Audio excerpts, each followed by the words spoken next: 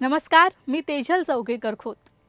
गुरुर ब्रह्मा गुरुर विष्णू गुरुर्देव महेश्वरा गुरुर साक्षात परब्रह्म तस्मै श्री गुरुवे नमः।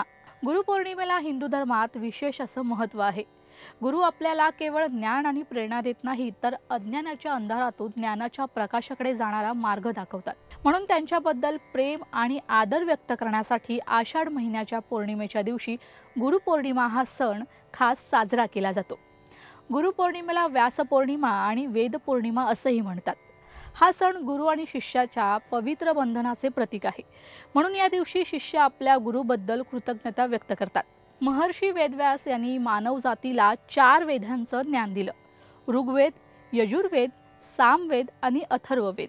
त्याचप्रमाणे त्यांनी आपल्या शिष्यांना वैशंपायन, सुमंत मुनी, पायल आणि जैमिनी या 4 वेदांची शिकवण दिली। त्यामुळे महर्षी वेदव्यास यांना प्रथम गुरु मानलं गेलं आहे।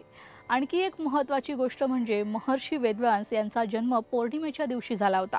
म्हणूनच या पौर्णिमेला गुरुपौर्णिमा असं म्हणतात। या दिवशी व्यास मुनींनी ब्रह्मसूत्रांचे लिखाण पूर्ण केलं होतं, अशी मान्यता देखील आहे। तसेच या दिवशी भगवान विष्णू आणि माता लक्ष्मीची पूजा करणं देखील शुभ मानलं जातं। हा व्हिडिओ तुम्हाला आवडला असेल तर कमेंट करून नक्की सांगा। यासाठी लोकशाही मराठीला लाईक, शेअर आणि सबस्क्राइब करा।